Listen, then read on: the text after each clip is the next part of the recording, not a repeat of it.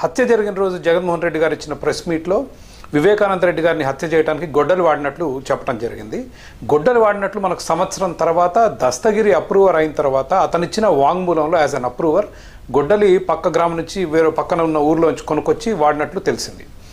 CBI వాళ్ళు postmortem చేసిన డాక్టర్లని ప్రశ్నించడం జరిగింది. ఎట్లాంటి ఆబ్జెక్ట్ వాడటం జరిగింది ఈ హత్యకి అంటే వాళ్ళు షార్ప్ ఆబ్జెక్ట్ అనే చెప్పగలిగారు, కానీ పోస్ట్మార్టం చేసిన డాక్టర్లకు కూడా ఎటువంటి ఆయుధం వాడారు వివేకానంద రెడ్డి గారి హత్యకి అన్నది చెప్పలేకపోయారు. దాని తర్వాత సిబిఐ అధికారులు అడిగింది, has an axe been used అంటే ఒక గొడ్డలు వాడటం జరిగిందా అని అడిగారు. ఏది పోస్ట్మార్టం చేసిన డాక్టర్లని. లేదు, మాకు తెలియదు, మేము షార్ప్ ఆబ్జెక్ట్ అంటే ఒక పదునైన ఆయుధం వాడి చంపటం మాత్రమే జరిగిందని చెప్పారు వాళ్ళు.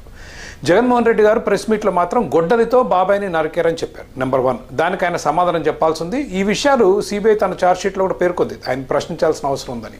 కౌంటర్లో బాబాయ్ హత్య బెడ్ పక్కన జరిగిందని చెప్పారు ఆయన. 1, 2 పోట్లు, గొడ్డలి పోట్లు ఏ సీక్వెన్స్లో పడ్డాయి కూడా ఆయన చాలా వివరంగా చెప్పారు ప్రెస్ మీట్లో. 1 నుదుటి మీద ఇక్కడ పడ్డట్లు, మొదటిది నుదుటి మీద పడ్డట్లు, దాని తర్వాత మెడ మీద అని రకరకాల ప్లేసెస్లో ఎక్కడ పడిందో ఆయన చెప్పడం జరిగింది జగన్మోహన్ రెడ్డి గారు.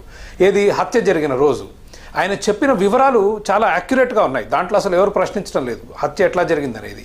కానీ ఆ వివరాలు ఒక సంవత్సరం తర్వాత సిబిఐ దర్యాప్తులో దస్తగిరితో మాట్లాడినప్పుడు తేలిన విషయాలు ఆయన హత్య జరిగిన రోజు చెప్పడం జరిగింది. మా బెడ్రూమ్లో చంపి బాత్రూంలోకి మోసుకెళ్లారు, అది కూడా వాస్తవమే. ఇవన్నీ వివరాలు ఆయన చెప్పాల్సింది. హత్య జరిగిన రోజు పొద్దున 4:30 ప్రాంతంలో ఆయన తన అంతరంగికులతో తన ఇంట్లో, సొంత ఇంట్లో, లోటస్ పాండ్లోనే అనుకుంటాను, సమావేశంలో ఉన్నారు. ఉన్నప్పుడు ఆయన మేడ మీద నుంచి తన భార్య నుంచి పిలుపు వచ్చింది, భారతి గారి దగ్గర నుంచి.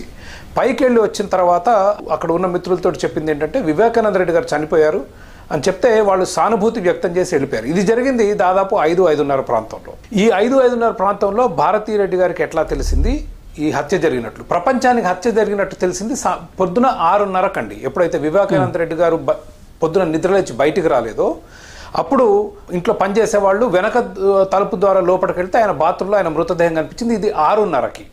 అయితే భారతిరెడ్డి గారికి జగన్మోహన్ రెడ్డి గారికి పొద్దున 5:30 ప్రాంతంలో తెలిసింది, అంటే గంట ముందు.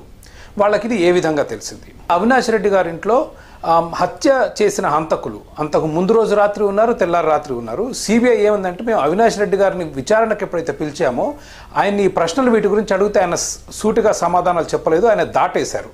కాబట్టి ఆయన విచారించాలన్నారు. సిబిఐ దర్యాప్తు కావాలి అని తను ముఖ్యమంత్రి కాకముందు జగన్మోహన్ రెడ్డి గారు చేసిన డిమాండ్.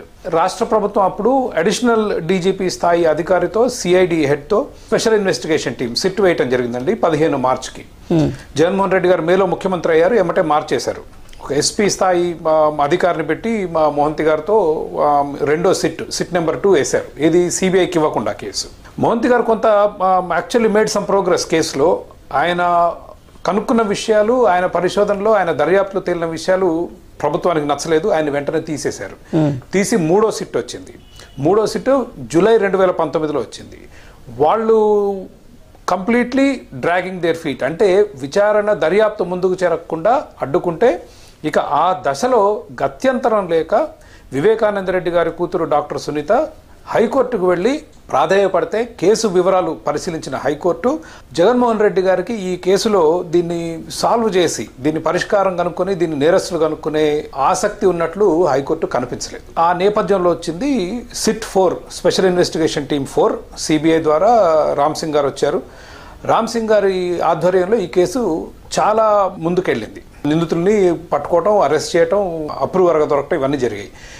ఈ క్రమంలో మనకు స్పష్టంగా అర్థమయ్యేది ఏంటంటే ఆంధ్రప్రదేశ్ రాష్ట్ర ప్రభుత్వానికి ఈ కేసు పరిష్కారం చేయడానికి ఏమాత్రం ఆసక్తి లేదు. దీనికి ఫర్దర్ ఎవిడెన్స్ మీకు ఏం కావాలంటే రామ్ సింగ్ అనే అధికారి ఈ ఆగిపోయిన స్టాల్ అయి ఉన్న కేసుని పట్టుకొని దీన్ని ఈ was able to crack the case, ఈ కేసుని ఆయన సాల్వ్ చేయగలిగారు. అట్లాంటి అధికారి మీద వీళ్ళు బెదిరింపులు, ఒకటి ఏది కడపకి వెళ్తే బెదిరించడం జరిగింది, ఢిల్లీకి వెళ్ళి సుప్రీంకోర్టులో ఈయన మీద కేసు వేసి సిబిఐ మీద ఒత్తిడి తీసుకొచ్చి ఇంత మంచి అధికారిని మార్పిస్తే మీకు ఇవాళ వచ్చింది సిట్ 5 స్పెషల్ ఇన్వెస్టిగేషన్ టీమ్ 5. మనం చూస్తూనే ఉన్నాం ఇన్ని సంవత్సరాలుగా అసలు ఎక్కడ 2024లోకి వచ్చాం.